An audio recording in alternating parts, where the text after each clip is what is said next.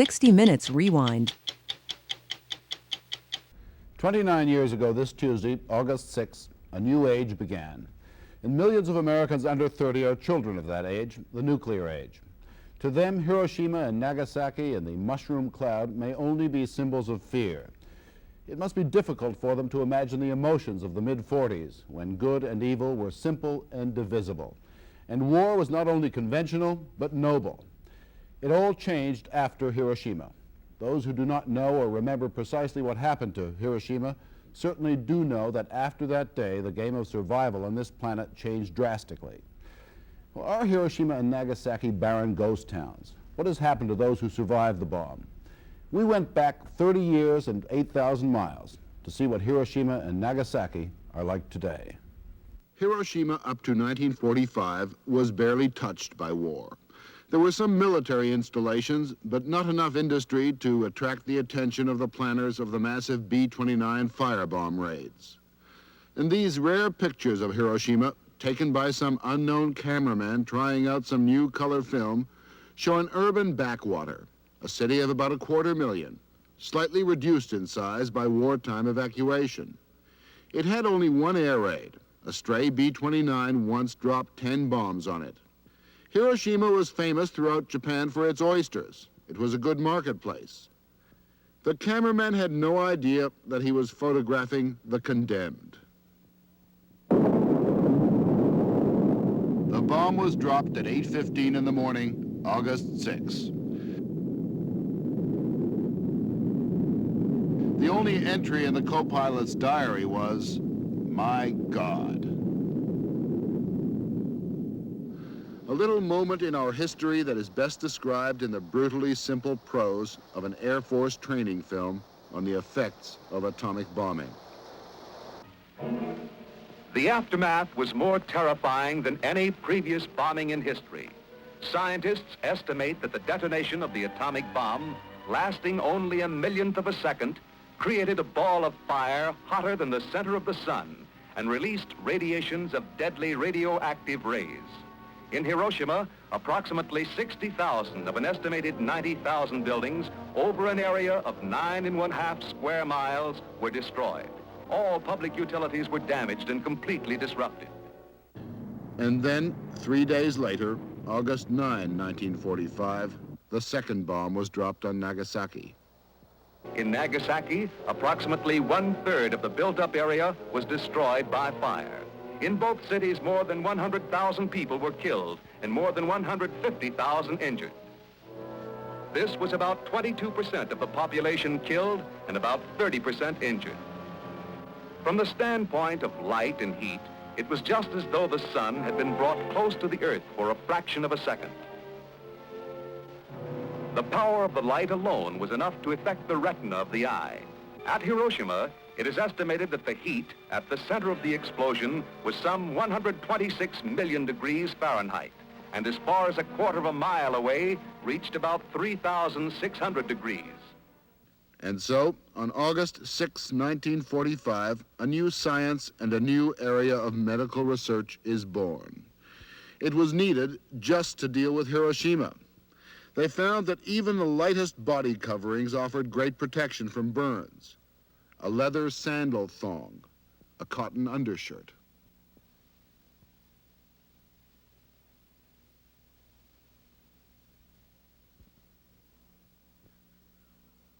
And they found that atomic bombs produced a great harvest of death because, unlike conventional bombs, it killed with heat, with blast, and with radiation. Radiation was the tricky one because the victims of gamma rays looked perfectly normal, felt a bit queasy, but had no idea how sick they were. So a few weeks after the bomb, they just fell dead. This man died a few days after his picture was taken. So everything that was not already dead in Hiroshima was waiting to die. A month after the bomb, people were still dying at the rate of 100 a day. The killer was invisible as the air itself. The Japanese felt Hiroshima would be poisoned for generations. The earth would be forever barren. They were wrong. The bomb played a final bitter joke on everyone. Within a few weeks, flowers began to curl out of the wreckage, as though the soil had become revitalized by the heat and radiation. But in Hiroshima that August day, barely one brick stood squarely on another. This is just about all that remains of the Hiroshima of August 6, 1945. The one building left standing was not a temple nor some museum housing the cultural immortality of Japan, but an industrial exhibition hall. If you come to Hiroshima seeking either guilt or justification, you will not find it. The Japanese seem to leave it for others to ponder. The Holocaust of that summer morning meant that, quite simply, two things had to be done. Discover the effects of this new way of killing. That was for the Americans to do. And for the Japanese to build a brand new city, to make that industrial exhibition hall more than a memorial to defeat. And they succeeded. You may not know it, but if you drive a Mazda car, it started right here in Hiroshima at the Mitsubishi Works, not far from where they also make the Dodge Colt for the Chrysler Corporation. And those famous Hiroshima oysters were not affected by the atom bomb or its fallout. There was an oyster crisis, but that was due to industrial pollution. The Mitsubishi shipyards are probably responsible for bringing you the gas you put in your car. They make the super tankers that ply between the Middle East oil fields and the refineries of America. And Hiroshima has kept its reputation as a marketplace. Like the rest of Japan, it is stuffed with goods. And the emphasis is on everything Western. And everything is new, post-1945. The population of Hiroshima has doubled since the war, about 500,000 people. Hiroshima may be the perfect example of the world village. There is little beyond advertisements that tell you you are in Japan. It could be the Midwest of the United States, or Belgium, or anywhere. There are still the sake bars catering to the new, rich, industrial Japanese man. But such relics are being rapidly replaced by Mr. Donut and his franchise cousins, McDonald and Saunders. Had they been there in '45 along with Diners Club and American Express, we may not have dropped the bomb. Indeed, had they had them there may not have been a Pearl Harbor. The story will continue after this. The Japanese passion for bowling is surpassed only by the Japanese passion for golf. Hiroshima was the world's most damaged city. It has become Japan's most Americanized city. Nagasaki took the second bomb, codenamed Fat Man. It was a bigger bomb, but fell 3 miles off target, and therefore killed only 39,000 people. There used to be a macabre competition between the two cities, a kind of we may be number two, but our bomb was bigger. Even more macabre, some survivors of Hiroshima fled to Nagasaki to be bombed again. The United States knew it was using no ordinary weapon. Right after the war, the ABCC was set up, the Atomic Bomb Casualty Commission. It continues to examine and catalog every survivor and the children of survivors, and will stay in operation until the last survivor has died. The stigma of Hiroshima is maintained. Most do not want it known they are victims. Victims are often pariahs. Engagements were broken off when a partner was discovered to have been a victim. Victims could not get work. There was a widespread belief that women would be barren, and atomic disease was blamed for everything: colds, dandruff, heart disease. In the 50s, anyone who died was said to have been a victim of the bomb.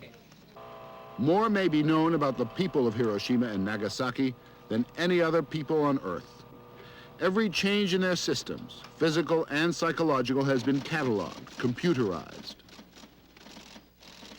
The bomb produced no genetic damage, no deformities in children of victims except for women who were pregnant at the time, no permanent sterility.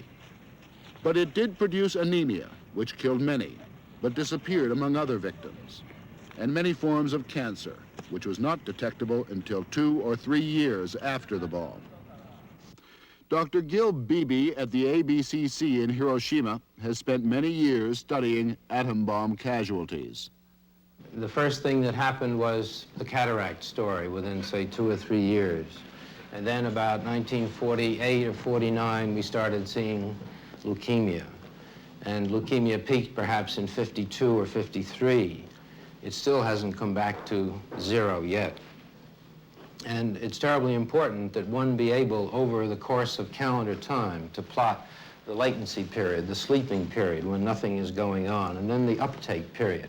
And for leukemia, say, it was 3 to 5 years. For breast cancer, it may have been 10 or 15. If there is a bone cancer effect, it may be 20 or 25. So each of these has its own latency period. Does this have any applicability to other questions of, such as nuclear power and the worries that Americans have about nuclear radiation from waste, all of that? We're going to be more conservative. We're going to require that the power people put more lead on, so to speak, to protect us. And we're going to require, I think, more objective evidence that for each new increment of exposure that the population gets, there be some benefit, some tangible benefit in terms of energy or quality of life or something, because we're really talking about lives lost.